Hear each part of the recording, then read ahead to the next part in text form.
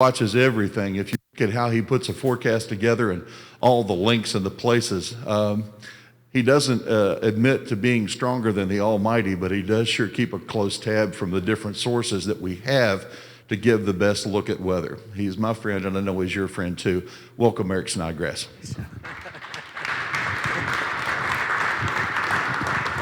Well, I appreciate the invite today and to get down and talk to you. And this will be a lot of fun, I think, today. But I'm going to make a suggestion, Beth. Next time we come back here, I would like to walk down those steps when I'm announced with some music. Like, I'm going to wear a suit and everything. Because this would be a lot of fun if we mix it up a little bit. Okay, something real quick, just to give all of you, if you want it, down there at the bottom of the screen, there's a URL. We got about 10,000 people every morning that get my morning reports. They just go out. They're kind of a national outlook on weather, plus I cover other big ag-producing places like South America. It'll just show up in your inbox each morning around 8 o'clock, a little bit before 8 o'clock. If you don't care, you just delete it, and I'll do another one tomorrow, and you can look at that one. But if not, that's where I try to keep folks informed on some of the big things that are happening with weather and how at times it might really influence the markets. And right now, as we sit through winter, most of the the big risks as we start to think about 2023, which are always discussed this time of year, is how big is Brazil's crop? We're going to cover that. And then also, is there any risk of the United States, especially the I states, having any sort of major drought situations? We're going to cover both of those things here in just a few moments. But I want to take you back to just before Thanksgiving. I was given a talk to the Illinois Corn Growers Association. And at the end of the talk, this guy grabbed me right out of there. He's on the board, and he says, listen, he goes, every chance you get to give a talk in Illinois this upcoming winter, will you please tell the same story that you started off with for our talk? And I said, yeah, sure, that's great. So I'd kind of like to share what I call this story about how Illinois is just absolutely built for ag. And so I want to show you what you've got. I want to show you what the competition looks like, and then we're going to see really what we're capable of doing in this state. This will put into perspective a lot of things Matt talked about. We're also hitting on some of the things Andy talked about with respect to weather in this state and what it can do to our yields. But let's get right on into that. My first map here is showing you the whole planet, and what it's showing you in the color coding is basically the density or the agricultural productivity per acre. And what I'm always amazed at when I see this map is that very few places around the world even come close to being able to produce what we produce here in the United States. In fact, the Senate Ag Committee put out a map, this was about a month ago, where they compared the rest of the world who grows corn to the United States and says, how many acres do they have to grow to match one of ours? And what was interesting about this when I saw the map is that there was one very important place they did not label. Do you all see what it is? It's Argentina. They did not label Argentina because when you think globally at productivity, Argentina might be the closest in terms of being able to match what we've got here. And the reason for that is all about geography. Like the United States, Argentina has a massive mountain chain on its western side. We have the Rockies, they have the Andes. Like the mid part of the United States, they have a westerly wind belt that races across that area, which helps drive weather systems that deliver precipitation, which of course we need to grow this crop. And I have a few friends that have been down there and they say it's amazing. You go down there. In fact, one of them told me that if he blindfolded me and took me down there on an airplane, but didn't tell me where we were going, and I got off the airplane and I looked east, not toward the western mountains, but looked east, he goes, you wouldn't know you weren't in Illinois. It's flat, black, and fertile, just like around here. It's a neat thing to be thinking about with the rest of the world. But this was the story that I told the Illinois Corn Growers Association that I hope you find interesting. At any given time, you can go out and look at the wind field in the open Atlantic, and it looks something like this. Now, if you notice right there in the very middle, there's a place of quite calm winds. But to the south of it, there's winds that come out of the east, and to the north of it, there's winds that come out of the west. And this wind field was absolutely critical to the United States becoming the United States. And this is what happened. In the 1400s and 1500s, people were leaving Europe, sailing along the Iberian Peninsula, which is where Spain and Portugal are, coming down to the west coast of Africa. And these merchants were basically using the winds, which went from Africa to what was once called the West Indies. That would be the Lesser and Greater Antilles, like Cuba and the island of Hispaniola, Puerto Rico, those islands right there. They would use these winds to fill their sails to get over here to what was also called the New World. And when they got there and they were trading, they would then turn north as the winds would carry them. They would eventually run into what is now the United States, but again, at that point called the New World, where they would sail north along the east coast of North America and catch the winds back. Now, we've been talking for the last several years about supply chain problems that happen. When those winds didn't blow the way they normally blow, there were global supply chain problems because it was those winds that filled the sails of these ships. Now, what was very interesting about this is that slowly over time, many of those Europeans and Africans began to just permanently live along the east coast of the United States. And the map you're looking at here is a topography map of the United States. And where we were first colonized is right here. Those are the original 13 colonies. Florida was owned by the Spanish. We wanted it, they didn't want to give it to us, so we didn't get it right away. But when we got here into this part of the east coast of now the United States, we found flat and navigable rivers. We found some of the best farm ground that we'd ever seen, better than stuff that was in Europe. And there was a big mountain chain just to the west called the Appalachian Mountains. We want to know what was on the other side of those mountains. The British did not want us to know. What we originally called what was on the other side was called the Northwest Territories. Illinois was a part of the Northwest Territories. And if we thought there was good farm ground on the eastern side of those mountains, the western side opened up all new possibilities. We thought there were good rivers on the east. When we found the Ohio River, the Illinois, the Mississippi, it was an incredible discovery because between those mountains and that big river in the middle, the Mississippi, was some of the most fertile farm ground on the face of the earth. Now, the British didn't want us to go, if you remember this, because it's hard to tax people the farther away they get. So we decided to write them a little letter. We called it the Declaration of Independence. We got in a little fight, and we went. When we got over to the other side of Illinois, the western side, we found that big river, the Mississippi. It was owned by the French. We thought we'd have to fight them next. Turned out, all they wanted in 1803 was a $15 million check. And we bought all of this. And what we bought along with it was not only the Mississippi, but the Missouri Basin and all the other rivers that go into this. Turns out that that one purchase and our ability to get over those Appalachian Mountains allowed us to discover in the mid part of this country the most fertile breadbasket on earth. And it's all predestined to do what it does because of geography. And I want to take a moment and just make you understand why that map and what I just drew for you there is so important. Because there are, of course, other places around the world that grow food, but they don't have the same logistical abilities to move it and to sell it and get it on an international kind of supply chain like we do. What made it all possible were those rivers, the Mississippi, that one we bought in 1803. Arguably the second best purchase we've ever made in the United States, the first being Alaska. But the guy that bought that got made fun of for a long time before they figured out it was full of oil. But anyway, when we look at this, look over, for example, in China. China, 1.4 billion people. Most of them live right along the east coast. And there's a river that runs through there called the Yangtze River. It's got a big dam on it called the Three Gorges Dam. Do you know that if that dam were to blow or rupture or become disabled, 400 million people's livelihoods would be at stake? The whole population of this country is only 330 million.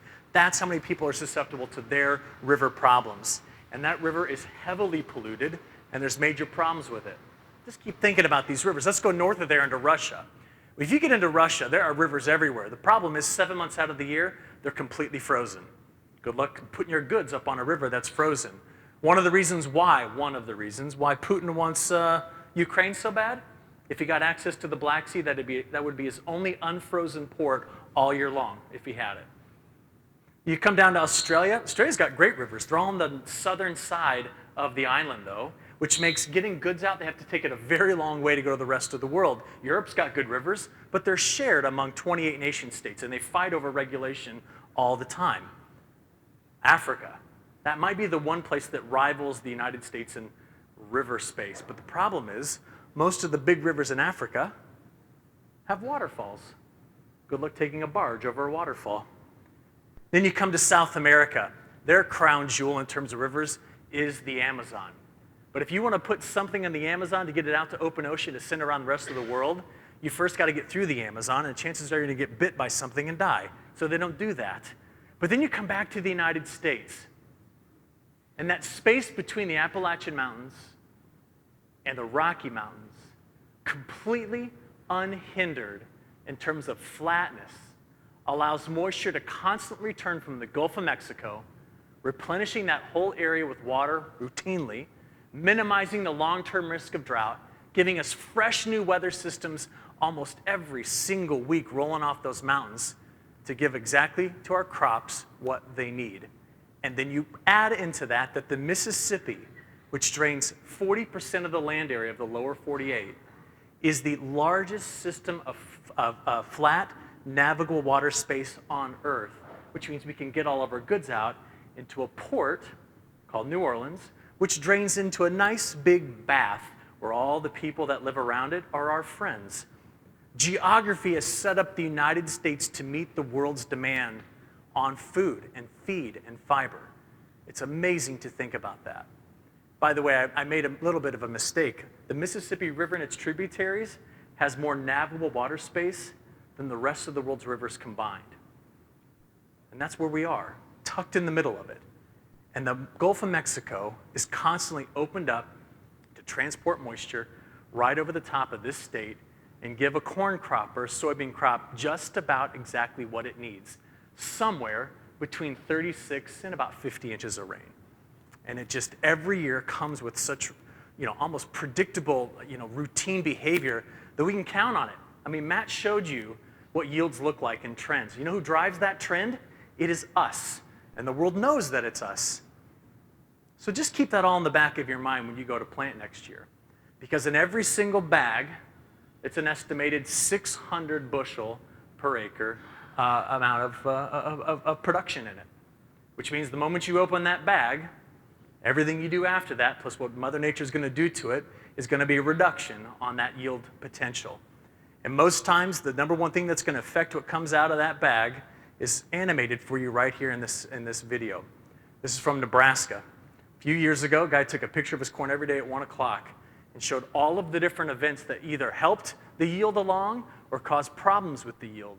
You're going to find that in most cases, it had something to do with the weather. So my job as an atmospheric scientist is to make sure that you know exactly what the atmosphere can and possibly will do so that we can get closer and closer to that yield target that bag says it's got inside of it. And I want to talk with you about that today. And after we do that, we're going to look other places around the world, and we'll wrap up with some good questions in the very end about all of this. Now, this is a fun graphic because the National Weather Service a few years ago released a study where they looked at how predictable the weather is across the United States. Basically, they looked at their own skill scores. And they found that the least predictable place to forecast the weather is somewhere in South Dakota. And those South Dakotans will certainly agree with this. They don't like anybody to forecast the weather there. I was there just a week and a half ago showing them this graphic, and they all had a good laugh over it. And one guy in the back of the room says, well, where's the best place in the country to forecast the weather? I'm like, easy, San Diego. There's 300 days of sunshine. When it rains in San Diego, people don't go to work. Do you understand this? You ever been to Southern California? It's a whole different world down there. But where we live, the variability of weather is quite high. And you all know the saying about Illinois, right? If you don't like the weather today, what do? You wait until tomorrow. Did you know that right now outside today, the air that you breathed walking in here 10 days ago was in Siberia? And then by this weekend, you know where that air is going to be coming from? Jamaica. Flip the whole thing around. 2 different entire regimes of the atmosphere visiting Illinois in the next 10 days.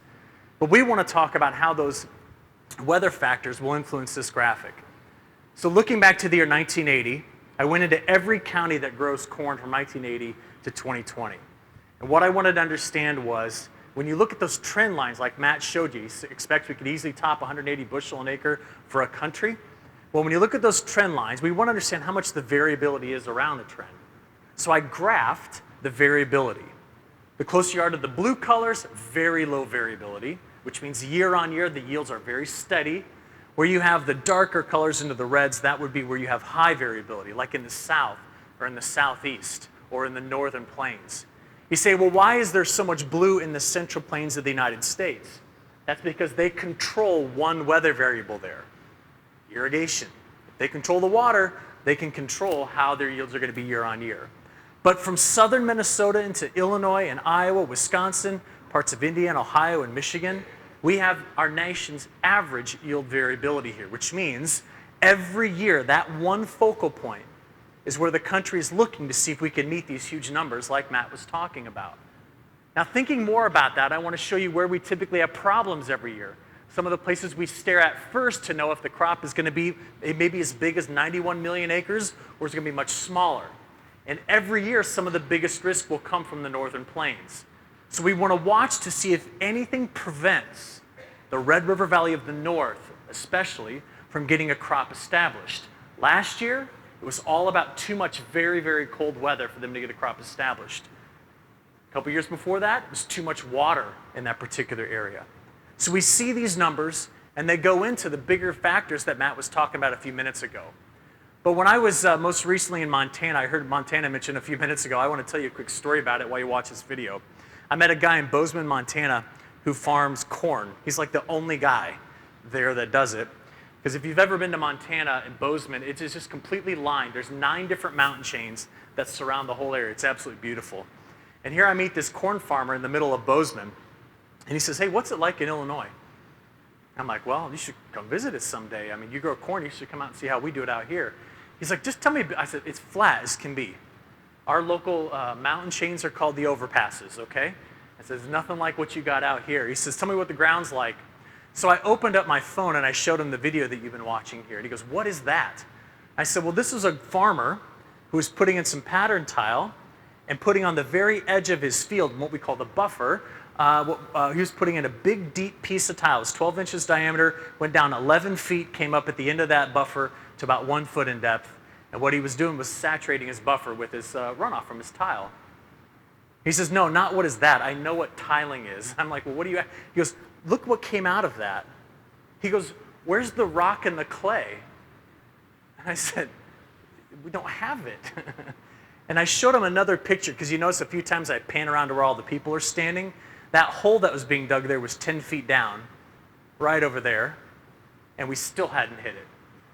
And he looked back at me when I said there is no bedrock and clay that we hit, and he just left and didn't want to talk anymore about what it looked like to farm in Illinois. So I'm not sure he's going to come back and see this, but I would have liked to have shown him this as well. Now, I've been showing this to this group for a while, but it's a good bit of research here. When you look at this, I've got on the x-axis bushels per county. That's total production. And on the y-axis, I have bushel per acre, so that would just be the average yield. Every open circle there represents a different county in the United States that grows corn. And what I want to show you is, I'm going to color code a few of them and label them. Illinois is at the very top, and we're on the far right. I have some friends overseas that trade our grain. They know every big county in Illinois by name and ask me about them. Anybody know, by the way, what the outlier is over there on the far right? Anybody know what county that is? Biggest corn producing county in the whole country? That's McLean County. I don't know if any of you said it. All I hear is the air handling. But that's McLean County. Huge. And that top one in the cluster of 4 that's right there around 60 million bushel per year is Champaign County, where I'm from. And it was interesting because a few years ago, I told you a few moments ago that you can get 600 bushel an acre out of that bag. Well, I met the guy named David Hulu, who is the world record holder for highest yield per acre. And his yield this past competition was 614 bushel an acre. Now, I met him back in 2015. We were having a conversation where he farms in Virginia. And he and his buddies were all talking about everything they do to grow this 600 and plus bushel corn. And it's everything short of like literally singing a song to every stalk before it goes to bed at night. Like they're doing everything they can to make these massive yields. He says, where are you from again? I said, I'm from East Central Illinois.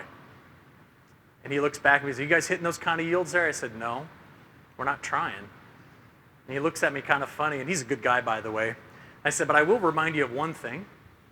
My county outproduces your whole state. And that ended the conversation. So the whole world knows this particular graphic. Now, come back to the West Coast with me a few minutes, because a couple of weeks ago I was out in California, and I was in Merced County, which is right in the middle of the Central Valley, and this is an area that grows a lot of different crops that we see in our grocery stores. And we were having a discussion about drought. So you want to see how Illinois is built For ag, that graphic right up there is for Bond County. When you look at it, the x-axis goes from the year 2000, when the modern drought monitor started, all the way until right now. The y-axis is the percent of area in this county that had some form of drought. The darker the color, the deeper the drought. In this county, it is very rare to have drought last more than 6 months. Very rare. In fact, the 2012 drought is that blip right there. Do you see it? That's it. We know the problems that caused, but that was it. Now, I was talking with this farmer in Merced County. He's like, your drought only lasts a few months? I'm like, yeah, we do a seasonal transition, pattern changes, and the water comes back. And so we pulled up his data. That's how long drought lasts out west.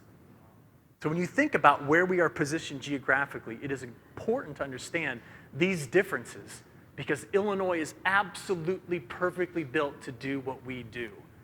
But I'm going to give you some statistics just to kind of give you some perspective on if things are changing and how you might need to strategize about that.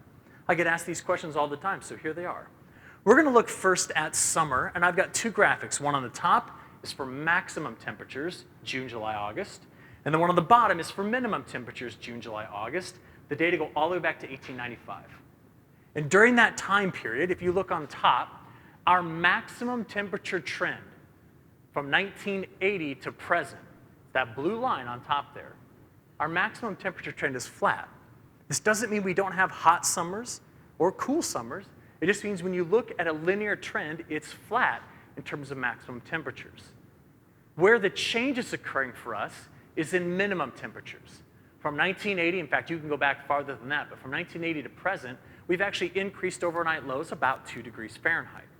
That change in overnight lows isn't just there in the middle of summer, it's actually there in spring and in fall as well. And that has added to this state an extra 9 days, on average, of a frost-free season, which means we're actually capable of growing a crop longer. For double cropping, this is even a better thing. That's one change I want you to know about. When it comes to the amount of moisture in the atmosphere, go back to 1970, and if you look, our minimum temperatures and our precipitable water, that's how much moisture is in the atmosphere at any given time to precipitate out, has gone up 15% on the moisture side and 2 degrees Fahrenheit on the dew point side, like I just showed you with that other data set. Entirely different data set showing the same stuff. You ask, what about relative humidity? Throughout the entire year, our total relative humidity is up about 6%. Now, when you see these numbers, they're naturally going to do 2 things. They're going to translate into something, and they're also going to get you asking questions as to what does that change even mean, and why is it happening? Most of the peer-reviewed literature would suggest that as we, of course, this is basic science, but as you warm the atmosphere, it's easier to put more moisture into it. So those warmer overnight lows we've experienced is actually allowing the atmosphere to contain more water vapor. Well, where's that water vapor coming from, though? It's actually coming from the crops we grow. You know, when you grow corn and soybeans, what are those 2 crops' like #1 goals, right? They transpire water. They take it out of the ground and they put it into the vegetation, and then it evaporates. It's called evapotranspiration. We have increased the productivity and the biomass across this state for a long time. And what we're actually doing is engineering the local environment to recycle more water. And what that does, and this is the first point, is also led to these 3 figures. I included Iowa in this one as well. Over there on the left, our growing season, which I'm going to define as April to October, I went back and looked to 1895 at total April to October precipitation. And I put a blue trend line, you can see it right there, showing you how much things have changed since 1980. And what you see here is that since 1980, on average, we're 5 inches wetter than we were in the 1980s and even before that. There's an increase over time. It does not mean we don't have dry years. It just looks at the linear trend. Now, over here on the right, for Illinois and Iowa, this came out of some research I did when I first started at Nutrient Ag Solutions. One of the things they wanted to ask me was, across every state in the country, are we seeing any noticeable changes in precipitation intensity and delivery, frequency, and stuff like that? So we did this analysis for every state. I'm just showing you Illinois and Iowa as an example. But what we found is that from 1981, which is kind of when our modern Doppler radar system was put into play, including rain gauge data, we found that the state of Illinois has seen a doubling of the frequency of 2-inch rainfall events or more. So if you felt as though more of the rain throughout the year is coming from big one-off events, Like you get 2, 3, 4 inches in one go. It's in the data as well. So these are some of the trends I want you to think about. And the net effect of all of these trends says this: if you're capable of managing water on your fields, all of this is a net positive to continue to keep the state of Illinois on that plus 2 bushel per year trend going up. All of this is. And this is the state in which we get to farm. I love coming home to speak about weather and ag, because in front of all of you getting to talk about this, it's something I'm proud of, and it's also something that is a net positive. I don't like going to California, to be honest with you, because sometimes the message out there isn't as clear, and it's also not as great of a story. Same places elsewhere around the world when we talk about this. This particular spot in the country is just extremely well built as we see these changes manifesting themselves going forward. But this is the one thing that we're going to have to deal with year in and year out. We live in a place where there's a constant intersection between six different air masses at any given time. And when they collide, air goes up. When air goes up, things get fun. When I say fun, it's fun for me, not fun for most other people. Because when the atmosphere rises violently once we get into spring and summer, we love and hate these things, don't we? We love them because they give water. We hate them because they give hail, strong winds, and tornadoes. But that's where you live, the intersection between all of it. Now, last year was expensive. It was the third most expensive year on record. We had 18 separate billion-dollar weather disasters across the country. Each one of them has their own icon. The southern half of the state did not have a billion-dollar disaster, but the northern part did. There was a big severe weather event that rolled through there in late July. But thinking about this, a couple of weeks ago, I was in Phoenix.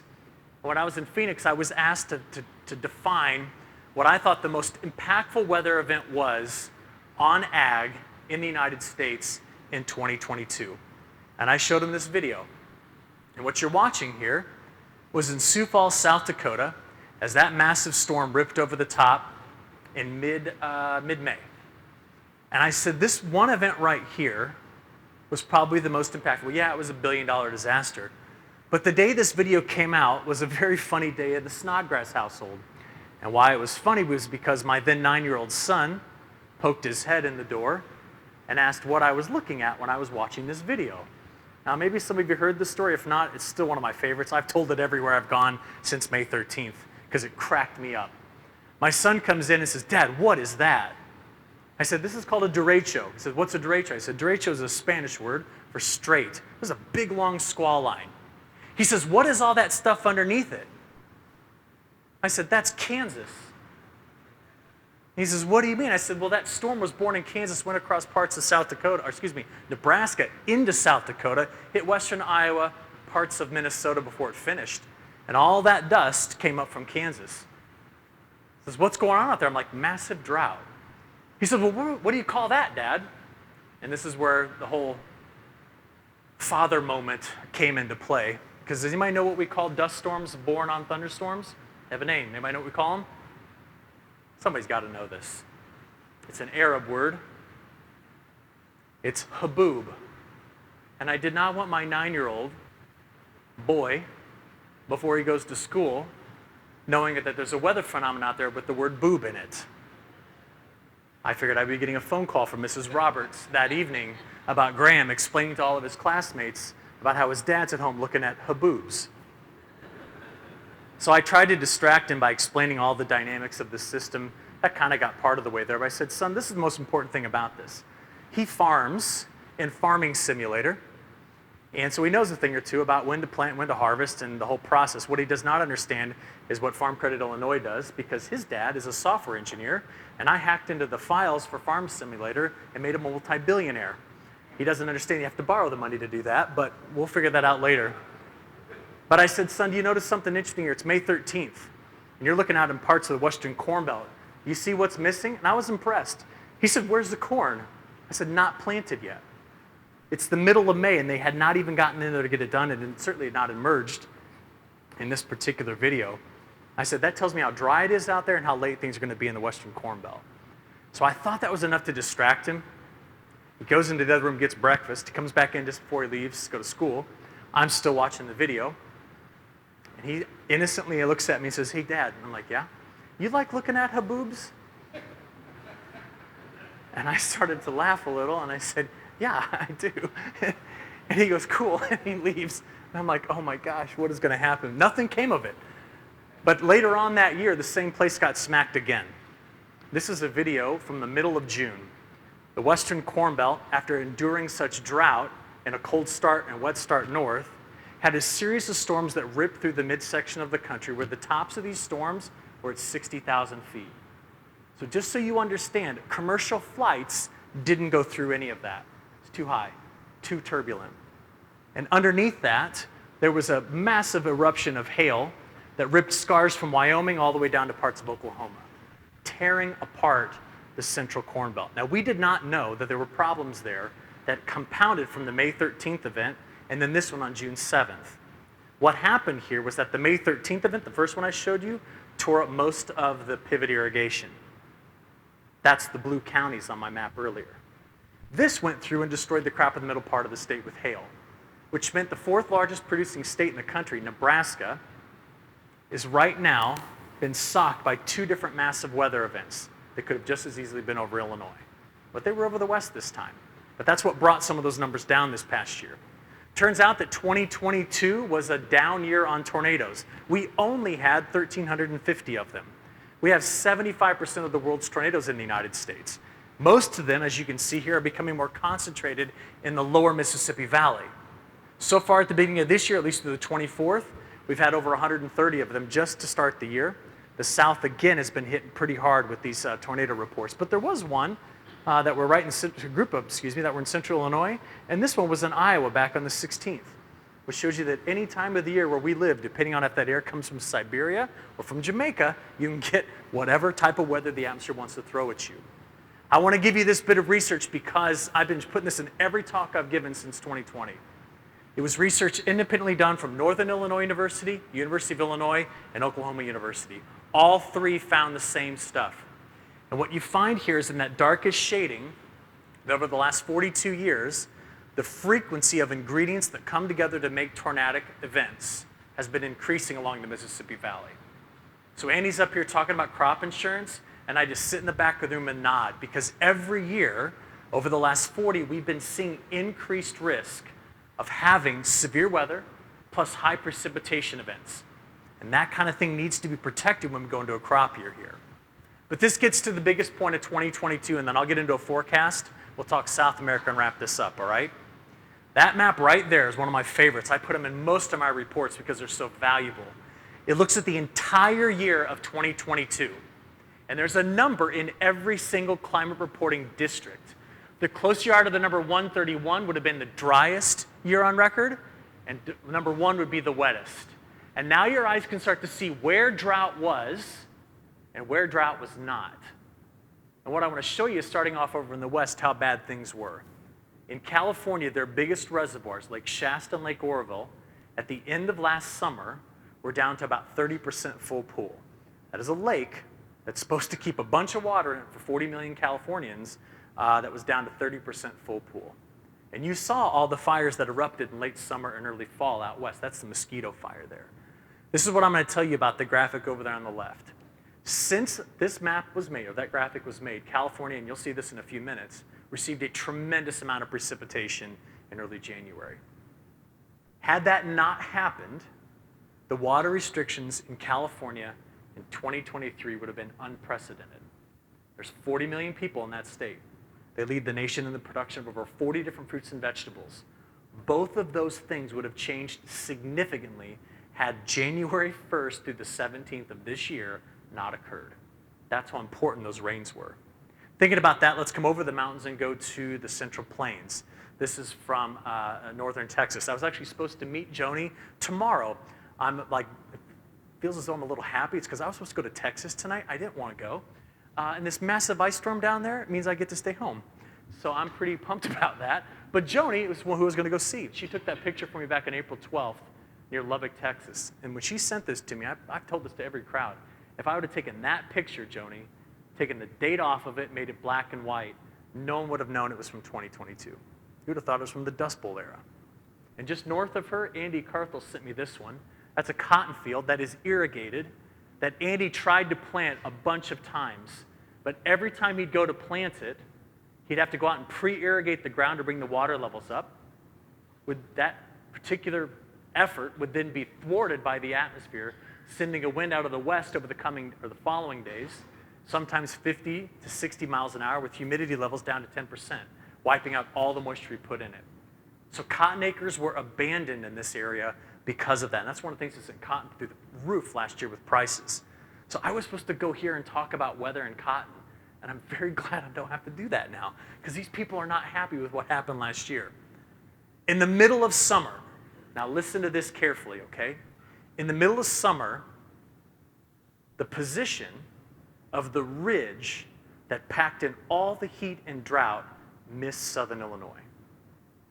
Where it sat was right over Missouri and Arkansas and Oklahoma. Now, every year, my job in trying to figure out if your yields are going to be destroyed by drought is to figure if that ridge is going to sit there, or Iowa, or Illinois, or Indiana, or Minnesota, somewhere. The farther I can get it away from Illinois, the better. And last year, it sat right over Oklahoma, Arkansas, Missouri, and Kansas. It was the hottest and driest summer in that area on record. Hotter than the 50s and hotter than the 1930s, and drier than both. In fact, along the Red River of the South, which is right here between Oklahoma and Texas, they had, in June, July, and August combined, 70 days where the high temperature was over 100 degrees Fahrenheit. So it's just incredibly hot. Now, all along the edge of it, look over here in New Mexico and Colorado, then come up over into parts of Illinois and then come into the south. You see how there's some areas around there where we were on the wetter side of this? You were experiencing what we call ring of fire precipitation. The ridge sat right over Missouri, Kansas, Oklahoma, Arkansas. The storms roll the ridge. They go right over the top of it. We love in summer to get ridge-riding thunderstorms, but you don't want to be inside the ridge. Now, listen carefully. If I could predict for 2023 exactly where that ridge was going to be, I wouldn't be here today in Highland. Are we clear on that? I think Matt said something similar to that, right? To be able to tell you where that particular feature is going to sit is probably the most valuable information, not only for the commodities that you all deal with, but also for energy. And to understand where it's going to be every year means we have to combine numerous factors, and none of them are easy to discern on January 31st. I know that in 2 days, we are going to consult a would-be hibernating rodent about it. He knows nothing either. Please don't put your trust in that. And don't read the Dumb Farmer's Almanac. I understand that we all like it and it's been around forever, but we don't even know who does the forecast for that. And by the way, have you gone back and seen how well they've done for this winter?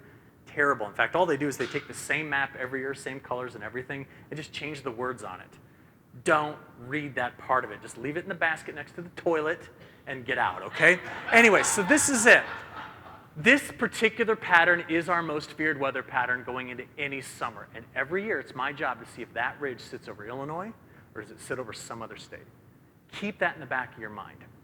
Because at the time when we got into late fall, we watched that ridge that was over the Mid-South move over the west. This is when the west began to burn. You see how the flow goes over the west? The flow came out of Canada right across the midsection of the country into Illinois. And I'll be honest, when I saw this pattern set up in late fall, I was like, this is the best thing we could ever hope for. Because the crop, which was looking really good around here, was going to undergo dry Canadian air for fall, which meant no disruptions for harvest. And for about 3 weeks, I was pretty excited about this. In fact, Jeff called me a few times like, hey, wide open harvest windows, we're going to go. And then Jeff calls one week and says, hey, what's going on with the Mississippi River? Because he has to cross it all the time. And I'm like, well, let's have a look. And that Mississippi River was running out of water. Because that is what that same map I showed you earlier looks like for September 1 to October 24th in terms of precipitation ranks. And every one of those big tributaries feeding that huge river had very little moisture in it. That was the subsurface soil moisture late fall, 2%. In fact, this map right here might be the most important map for your next spring. Let me tell you why in a few moments. But the river looks something like that in Memphis. Over there on the left, that picture was taken by Jeff Tarses, president of Nutrient Ag Solutions. He lives in Memphis. He says, Eric, I don't ever remember seeing that much sand on that side of the river. And a month later, he sent me this video over here on the right of a barge attempting to stay in kind of the deepest channel of the Mississippi. And part of the barge hit the shore and got pushed up on shore. And that river was quite low all the way into about the end of December when it finally recovered levels back to where we can put stuff up and down it. But that meant we lost all of fall to move stuff up and down that river. There's only been a handful of times in the history of us using that river to move grain that something like this has happened. It's amazing to think how steady that river typically is. But I want to make sure you understand one thing about what's continued to happen since then. While all of this has occurred, and we've slipped into winter, and moisture's returned to this area, this is what the plains still look like. This was back in December. You're looking down from satellite at a dust storm. If you don't know what these things look like, they look something like this from the ground. A good friend of mine shot this video. It was moving over the top of them at 60 miles an hour. That is Colorado blowing across Kansas. And we keep seeing these. This was back in early January over Texas. At the end of that animation, that line coming across is the sunset. Look at the dust in the panhandle of Texas, which shows us how deep the drought is in that area. Now, before I get into a forecast, I'm going to tell you one other thing about the weather that I want you all to put on your bucket list. You don't keep a bucket list, you should do this. Put one weather thing on it. And no, it's not chasing a dumb tornado. That's fun, but this is more fun. Late in November, plan a trip to Buffalo, New York. You're shaking your head. Do this. This is fun. Because when we get the first Arctic outbreak that goes across Lake Erie, Buffalo will get what's called lake effect snow. We've all heard of this before. That is a shore parallel lake effect snow band, and it sat over the top of Buffalo for 3 days. And over those 3 days, this is what it looked like to be in Buffalo. And you want to see cool weather? That's snow coming off of the lake. Where the guy that took this video shot the video, they got a trace of snow. 1 mile down the road in that direction was 6 feet in 3 days. Now, I walked in on your little dusting out there, and I saw actually coming over today, there were a few accidents. Can you imagine what this is like? I was joking last week, but my son, Graham, the Haboob kid, okay, he wants to open his own snow removal business in Mahomet, and this is a waste of time and money. We do not have enough snow to push around. I said, well, we cut grass instead. Well, he's like, I want to move snow. And I said, well, let me show you a picture. So I showed him this one. He's like, that's amazing. Let's move there. I'm like, no way. I don't want to live there. I said, because not only do you have to shovel the driveway and the sidewalk, but you have to shovel your roof. I'm not sure if you all know this, but in your homeowner's insurance policy, there is a statement that says if your roof collapses under the weight of snow, if they find that there was more than 50 pounds per square foot of snow, your insurance policy is null and void. So I just thought I would tell you all of that, because if you ever want to go chase something fun with weather, this is what you should go after, all right? Now, let's get back into this. We've had 2 shots at cold air this whole winter. Would you agree with me? 2, that was it. Number 2 is out there this morning. The first one that happened right before Christmas, though, I want you to watch it again. And I don't want you to watch Illinois, watch Kansas right there. There were 2 days where for about an 18-hour stretch, the overnight low temperatures on uncovered wheat, no snow on it, were below minus 18 Fahrenheit. And that, according to Kansas State, is below the threshold that wheat can handle. We do not yet know if that did damage to that crop. We won't know until it starts to emerge later in April, or come back out of dormancy, So we need to watch that carefully. That's what the first Arctic shot did to that area. But following that, this is what the jet stream decided to do, and this is where we start forecasting. You see, the jet stream began in Africa, went across the Middle East, cut across most of Russia, exited through China and Japan, and made a beeline for the West Coast. Unbroken, one big, long, extended branch of winds between 150 and 250 miles an hour. And as it hit the West Coast of the United States, these are the January statistics on precipitation. You see all those 1s and 2s and 3s? It's the wettest that corridor has ever been since 1893. And the jet stream targeting the West Coast is what's delivered it. Who didn't get the moisture? Texas. Who didn't get it? The Northern Plains and Canadian Prairie. We're doing okay in Illinois. This is our current snow cover right now. That big river over to our west, in its headwaters, has about 8 inches of liquid in the snow that will melt this coming spring, which will come right down the river and help out the whole river bottom area with moisture. What just happened right in through here into Texas, Oklahoma, Arkansas, Missouri, all of that was freezing rain until it got into southern Illinois, where you got a dusting of snow out of it. When we take a look at the big problem, this is the thing I want you to remember. So If you forget everything else but what I'm going to share with you today, there's 2 things I want you to leave with. This is the first one. So listen, please. Remember the drought I told you about that happened back in fall? You all experienced it. Down there at 40 inches, the remnants of it are still lingering. That's the 40-inch soil moisture data right now. We've put moisture in the top, but it has not yet got all the way down. And most of the Mississippi and Missouri and Ohio River Basin right now has got well below normal soil moisture. If that is not corrected by April or May, and we don't fill the profile back up, this is a potential red flag going into 2023's growing season. But we almost always get plenty of spring rain to recharge this. I'm just saying, if it doesn't come back, there's going to be an issue. Please, please, please keep that in your mind. Like, wait a minute, you just showed me there's snow on top of it. Other than northern Minnesota, the snow that's in the plains right now has maybe got 1.5 inches to 2 inches of liquid in it. That's not enough to completely replenish what's below there. So if spring rains do not revive this, this is a potential red flag, especially for the western Corn Belt going into this upcoming summer. There's a reason why I didn't say the eastern. I'll show you that as I wrap this up today. But I would like to point out that the size of these storm systems that have hit the West Coast in early January were absolutely massive. That one right there, remember Hurricane Ian that hit Florida this year? You can put 12 Hurricane Ians inside of that. As it came into the West Coast, it added 32 trillion gallons of water to California alone. Now, that may seem like a huge number. That fills up the Grand Canyon just 3.5%. They need a whole lot more water than just that. But to show you what it looks like out there, we don't have these problems in Illinois, but when they get that much water out there, we have rock slides and mudslides, and they're continuing to see the after effect of some of these. This was the California Highway Patrol out of Fresno. And this next video was shot by PG&E. It shows a tree entirely intact, sliding down the side of a hill, which was completely liquefied by all the heavy rains. Watch this one again. It just kills me to see this. Look at that, the whole thing, roots and all. So this is what the West was dealing with for a while. And this is a before picture. And as I swipe this across here, that's the after. They need those mountains, which right now have a lot of snow on them, to keep it one and actually add a whole lot more.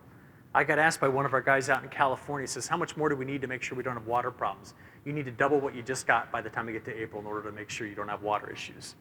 But they're doing okay. This is what the current snow water equivalent map looks like across the West. And just for comparison, this was last year. So there's a lot of folks out West that are seeing this and thinking things are looking much, much better. Do you know what this buys them? 1 year. That's it. That's all they're going to get out of this. This isn't multiple years worth of storage. They will use all of this going into next year, which puts them in the same predicament for 2023-24 winter. But again, this was last year.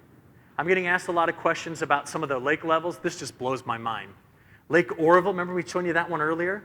Lake Oroville has added 150 feet of water since the end of December. I can't do this and tell it to you. It's 150 feet of water that it's added from all this moisture.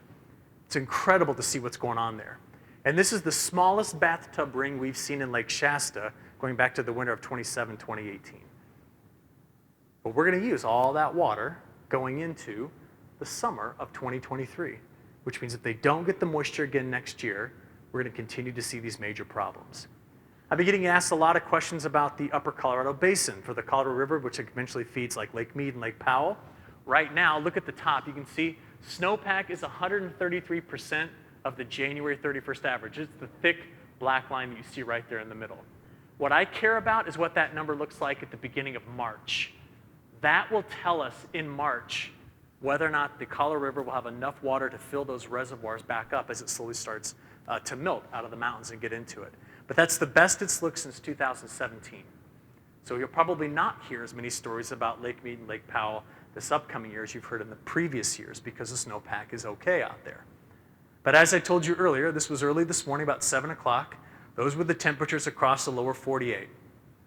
I always joked with the group last time. So Rod, next time we have this meeting in Tampa, okay? Because it's beautiful down there right now.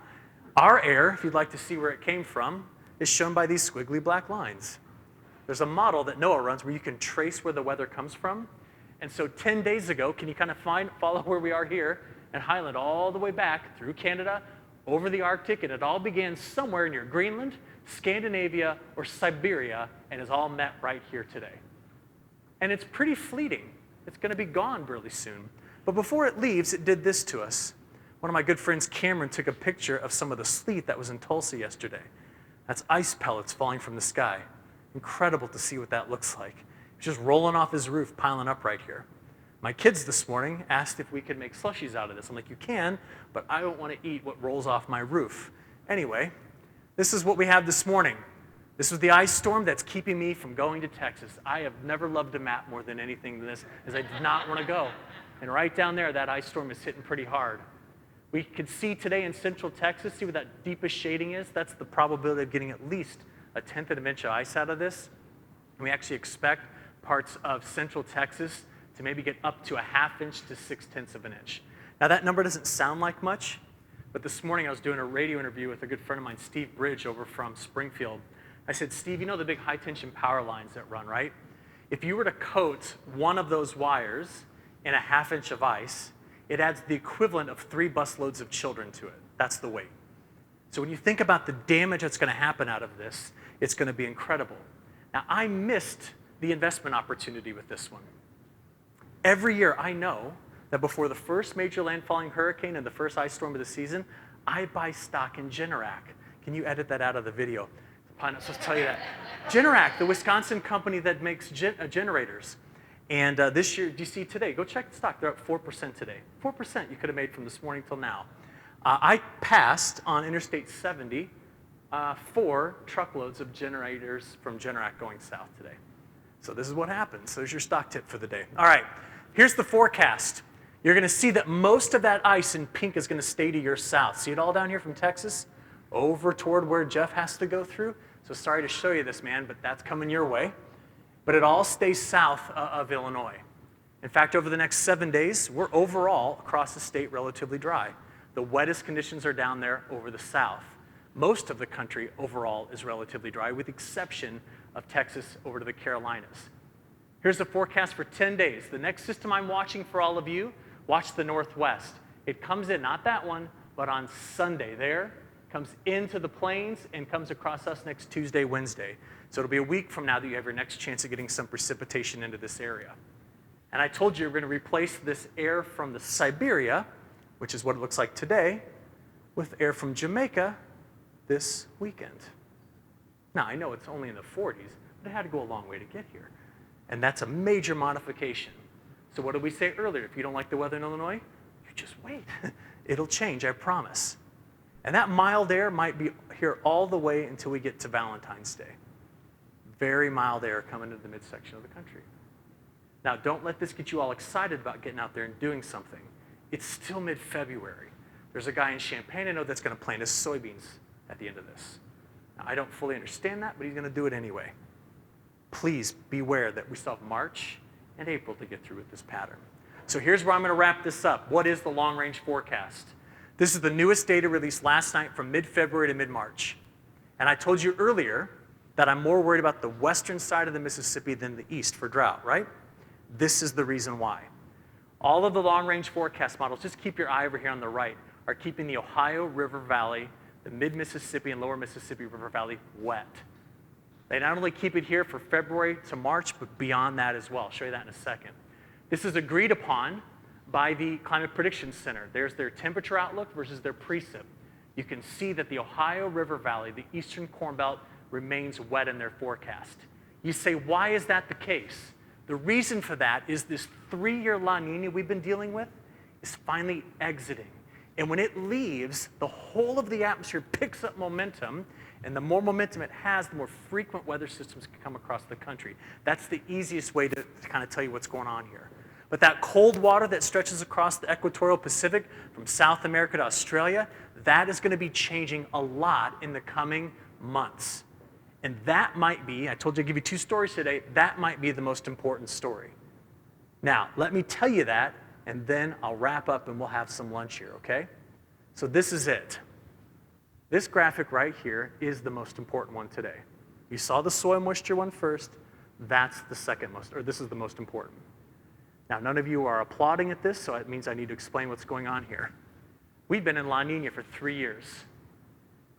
Statistically speaking, your risk of having drought develop in the state of Illinois when there's a La Nina goes from your average of 28% to 60%.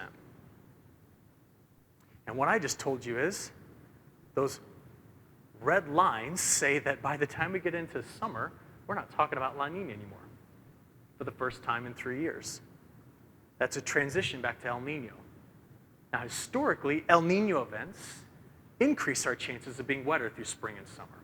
Yes, it means tight planting windows, but it means a full profile of moisture in the soil, and it means reduced risk of extreme heat during the summer.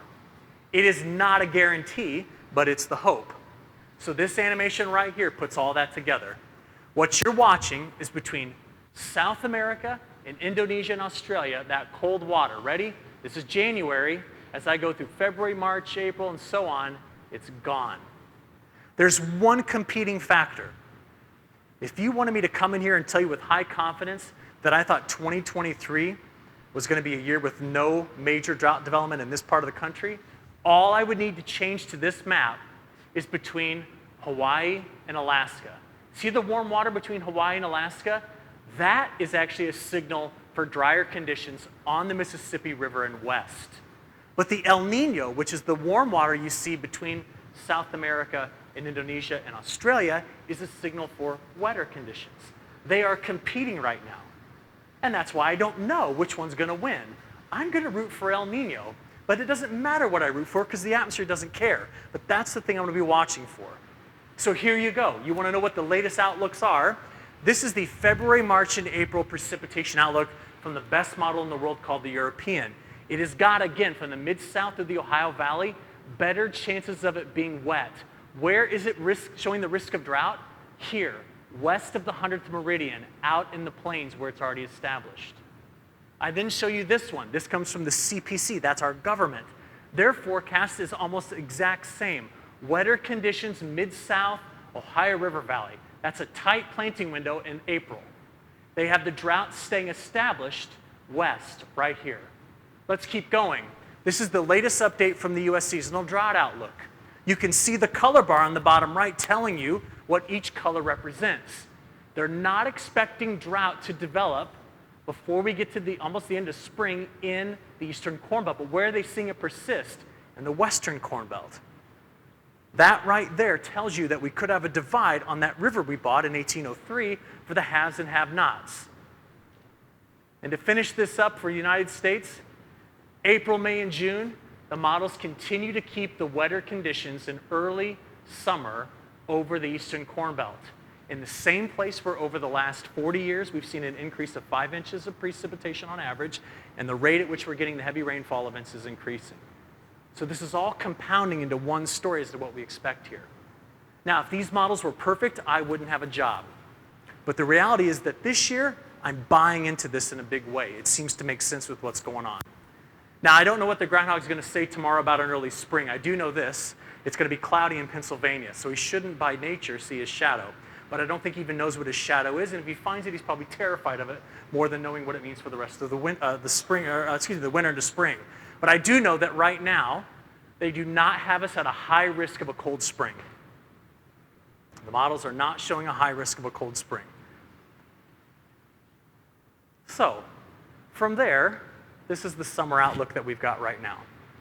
And if I tell you to take something with a grain of salt, the size of this grain of salt is probably the size of a dump truck. Because to be honest, what do we have to come down to? Finding where that ridge will be every summer. And you cannot predict that in January. It's going to move somewhere, but right now it's suggesting that it's over the western United States. All right, in 90 seconds, buckle in and listen to this, okay? Your biggest competition is right here. Nope, right here, South America. When you think about where we're growing corn and beans in South America, these two maps kind of give you an idea about what the geography is. South America's weather looks nothing like ours, especially in the north. They have a monsoon. They will go into drought in Mato Grosso. You probably heard Matt talk about that state. They'll go into a drought there if they only get 1.5 inches of rain a week, because they normally get up to 5 inches a week. Why is it like that? Their soils are very sandy. It drains really, really quickly. Argentina has weather just like us, except for their cold fronts come from the south, where the cold air is. Now, I got asked a few weeks ago, how big of a growing area is this?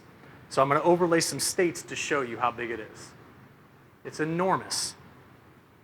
And they have one massive advantage over us. And I'll give you that as I wrap this up. But this year, all of the problems for the crop have been in Argentina.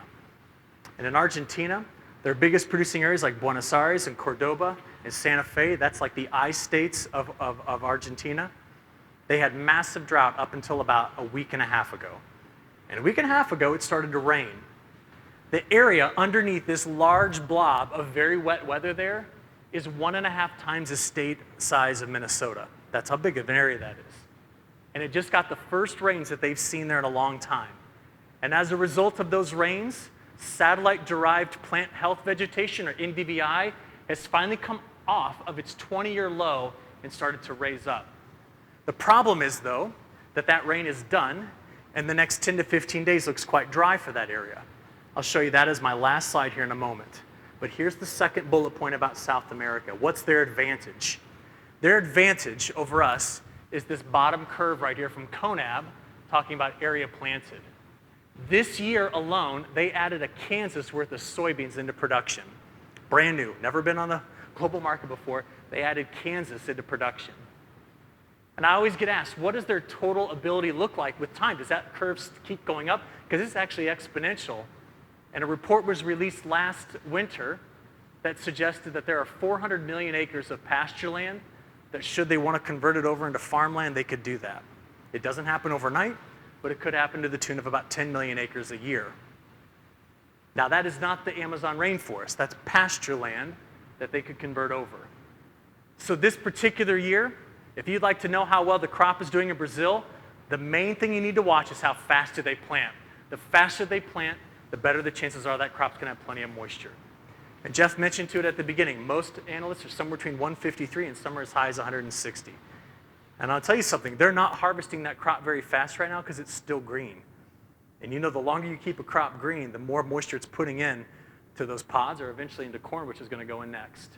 So here's my last slide.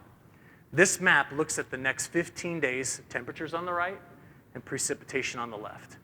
You see the really wet stripe right in the middle? That comes from Bolivia to Paraguay into central Brazil. That is the area in Brazil that has right now got a crop that's in that grain fill stage. And they're getting tons of rain. North of it, where it's drier in Mato Grosso, Goiás, Tocantins, that area loves it that it's dry because they're finally getting a crop to dry down so they can harvest it and plant beans. And south of it into Argentina, that's all the way down here, there's another 15 days of hot and dry weather coming back in. And maybe one of the big reasons why the markets aren't reacting to it the way you might think is Brazil could have an absolutely massive crop. And next year, we'll probably be talking about a bigger one. So there's your competition. They add 20% of an Illinois soybean crop every year. Keep that in the back of your mind. I'll turn it over to you, Jeff. Thank you so much. So, Eric, let's play this game then, knowing that we're establishing that spring price during the month of February. Brazil is 5% harvested for what's expected to be a 5.6 billion bushel crop. Any hardship on their part of getting this crop out of the field? Well, like we said, it's green. I've seen several videos of combines rolling where all the beans are all just tangled up in the head because they're just trying to get the crop out of there. Them being late with harvesting soybeans puts the safrinha crop at risk. Safrinha means second or smaller crop, although I don't think they're going to call it that much longer because the second crop of corn is huge now. Right. They're expecting maybe 125 million metric ton out of that one. I don't know how many that is in bushel, but that's a big crop. So we're going to see delays in that. And here's the reason why you care about a delay in the planting of safrinha corn. The monsoon shuts down in April. And normally, at the very beginning of April, their corn crop is pollinating and beginning grain fill. So if you shut down all the rain at that point, you're going to run into a problem with that crop being able to finish well. So their problems stopping them with harvest early could be a benefit to corn at some point, but I don't know. Okay, so one of the same questions I asked you in Effingham and of before. If you look at 23, and I know you've talked about this, but if you look at 23, what are the probabilities now that we are at trend or above trend yields for corn and soy in the U.S.? Yeah, data through today say above trend yield. for the U.S., both corn and beans. So as you're making your marketing plans, you're looking down the line, at or above for 23. And by the way, you're going to carry the country in this particular situation if those forecasts hold true. It'll be the Western Corn Belt, the far western side of it that struggles, if there's going to be a place that struggles, based on data today on January 31st.